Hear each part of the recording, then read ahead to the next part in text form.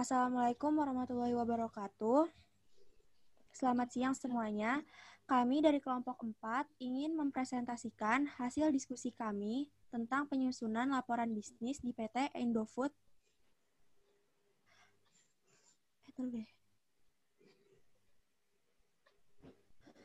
Sebelumnya, anggota kelompok 6-nya adalah Citra Putri Alivia dengan NIM akhir 049, Muhammad Farhan Alfariski dengan NIM akhir 162, lalu ada Zahra Nursyadrina dengan NIM akhir 416, Adelia Ramadhanu dengan NIM 329, dan terakhir saya sendiri dengan NIM akhir 270. Di sini pembahasan yang akan kita bahas adalah yang pertama gambaran umum perusahaan, lalu ada laporan kinerja, lalu ada permasalahan perusahaan, dan yang terakhir ada rencana pengembangan usaha. Langsung masuk ke gambaran umum perusahaan. Identitas perusahaan. Indofood didirikan pada tahun 1990 dengan nama awal adalah PT Panganjaya Inti Kusuma, yang kemudian berganti nama menjadi PT Indofood Sukses Makmur Tbk pada tahun 1994, sekaligus melakukan penawaran saham perdana terbanyak sebanyak 763 juta saham yang tercatat di Bursa Efek Indonesia. Saat ini, Indofood dikenal sebagai perusahaan yang mapan dan terkemuka di setiap kategori bisnisnya. Indofood memiliki 4 kelompok usaha atau grup strategis, di antaranya 1. Produk konsumen bermerek, 2. Bogasari, 3. Agribisnis, dan yang terakhir penelitian dan pengembangan. Latar belakang pendirian PT Indofood. PT Indofood Sukses Makmur Tbk atau lebih dikenal dengan nama Indofood merupakan produsen berbagai jenis makanan dan minuman yang bermarkas di Jakarta, Indonesia. Perusahaan ini didirikan pada tanggal 14 Agustus 1990 oleh Sudono Salim dengan nama PT Panganjaya Inti Kusuma yang pada tanggal 5 Februari 1994 menjadi Indofood Sukses Makmur. Perusahaan ini mengekspor bahan makanan hingga Australia, Asia, dan Eropa. Selanjutnya tujuan akan dibacakan oleh Farhan. Baik, selanjutnya tujuan didirikannya PT Indofood GBP Sukses Makmur Tbk Bandung. Yang pertama, memperluas bidang usaha secara terus-menerus melalui bidang usaha internal maupun pengembangan usaha strategis. Yang kedua, mengurangi biaya transportasi. Yang ketiga, selalu meningkatkan kesejahteraan karyawan. Yang keempat, mensuplai daerah lain yang selalu kekurangan persediaan barang. Yang terakhir, berperan serta dalam pelestarian lingkungan hidup dan peningkatan kesejahteraan masyarakat. Baik, selanjutnya di sini ada struktur organisasi PT Indofood GBP Sukses Makmur Tbk Cabang Bandung. Yang pertama itu di atas ada General Manager, tugas dan wewenangnya. Yang pertama, bertanggung jawab terhadap berjalannya segala kegiatan yang berlangsung di perusahaan. Yang kedua, mengadakan hubungan dengan perusahaan lain dan instansi yang berkepentingan. Yang ketiga, mengetahui semua masalah yang dihadapi oleh masing-masing bagian yang ada dalam perusahaan, serta meminta informasi pada masing-masing bagian pada waktu yang telah ditentukan.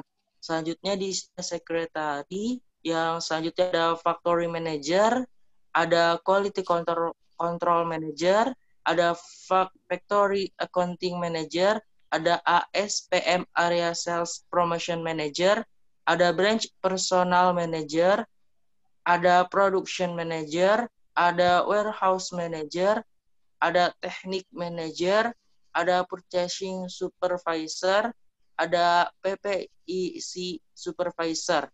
Baik, next. Selanjutnya ada laporan kinerja. Selanjutnya, laporan kinerja. Laporan kinerja perusahaan atau PT Indofood selama 3 bulan terakhir. Kinerja keuangan Indofood untuk periode yang berakhir pada tanggal 30 Juni 2020. Yang pertama, ada penjualan neto konsolidasi tumbuh sebesar 2%. menjadi 39,38 triliun rupiah. Selanjutnya ada laba usaha naik 17%, menjadi 5,63 triliun rupiah. Selanjutnya ada core profit, meningkat 18%, menjadi 2,87 triliun rupiah.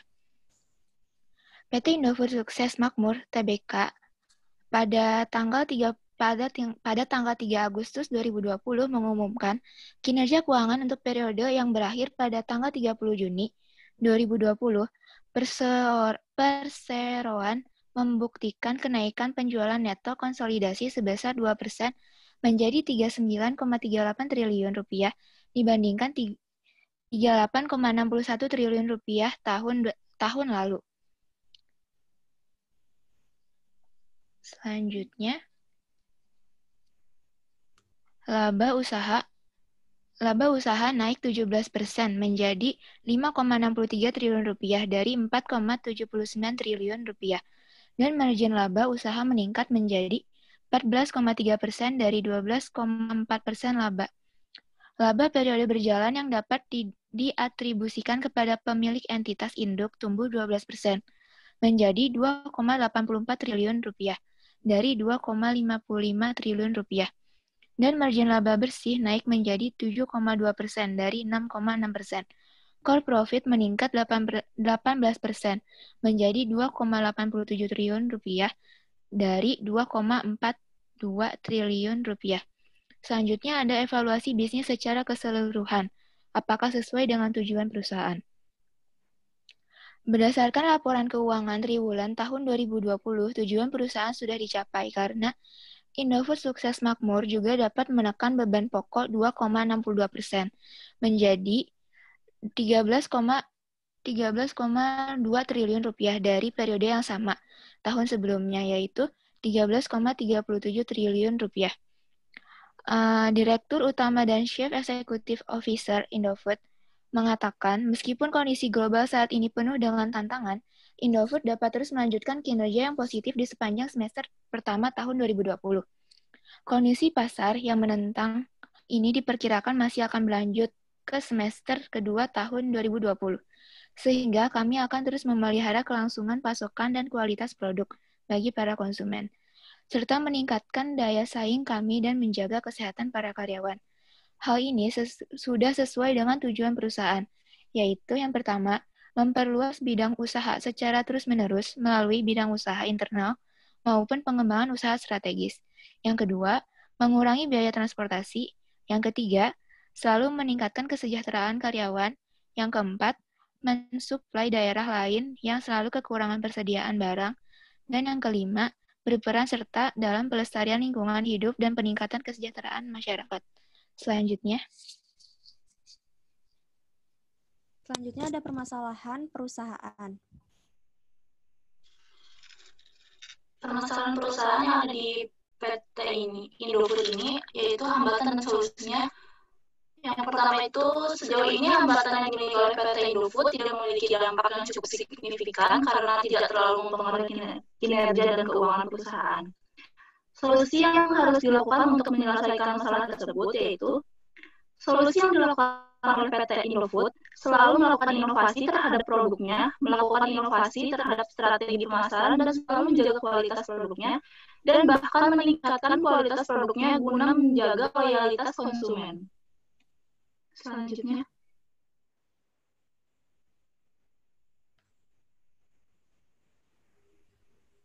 ada rencana pengembangan usaha.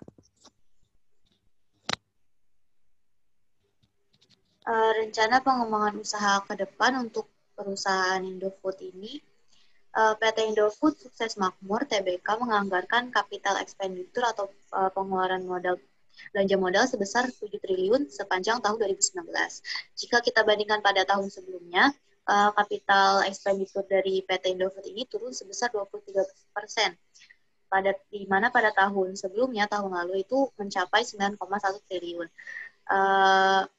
Ia mengatakan perseroan yang berkode saham INDF ini akan memfokuskan pada peningkatan unit perusahaan seperti pembangunan pabrik dan peningkatan dari kapasitas pabrik ini nantinya akan menambah sejumlah 1.200 ton dari bahan baku yang telah dibuat. Kemudian selanjutnya,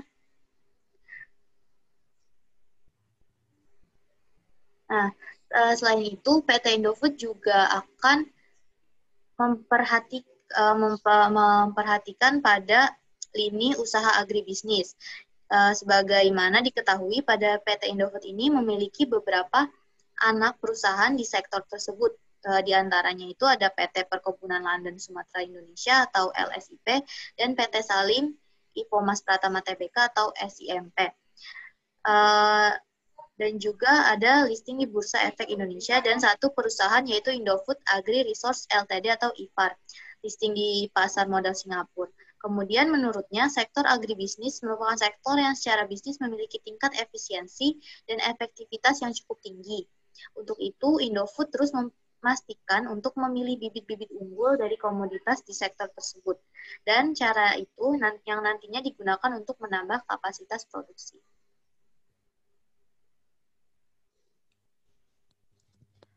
Sekian dari kelompok kami, kurang lebihnya mohon maaf. Wassalamualaikum warahmatullahi wabarakatuh.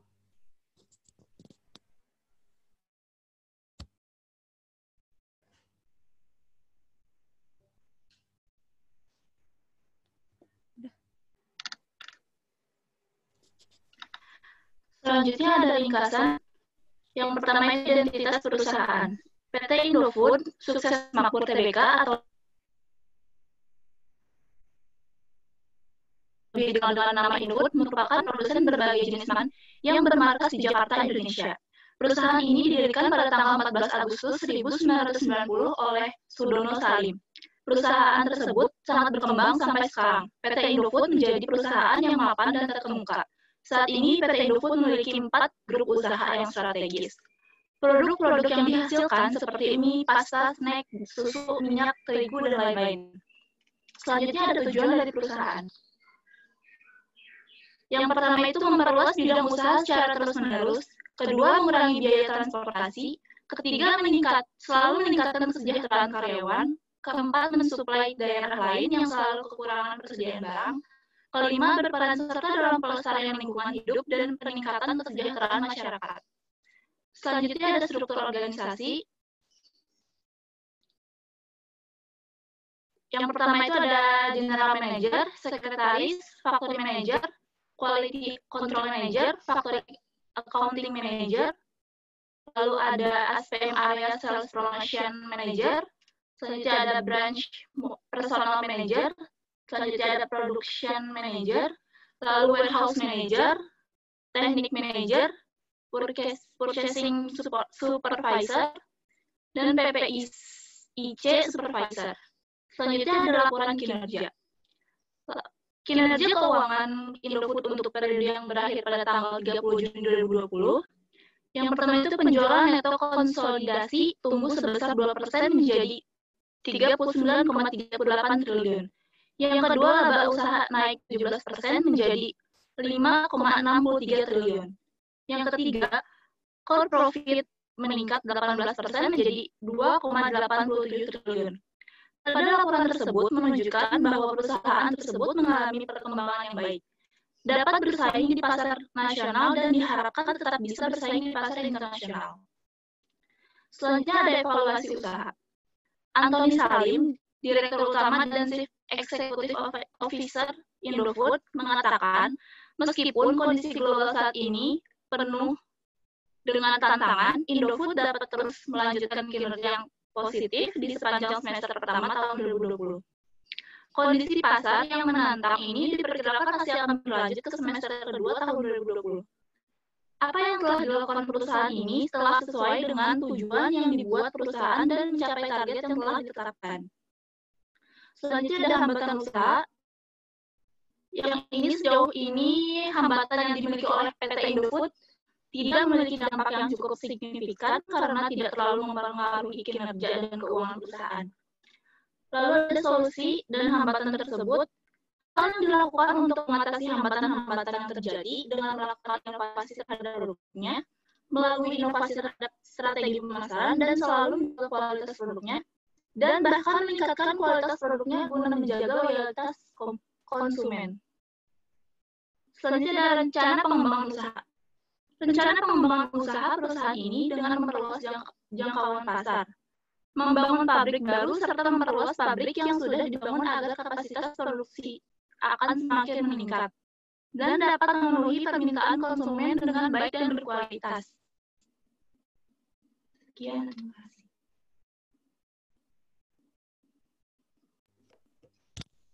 Sekian presentasi dan juga tadi terakhir ada kesimpulan dari kelompok kami. Kurang lebihnya mohon maaf. Wassalamualaikum warahmatullahi wabarakatuh.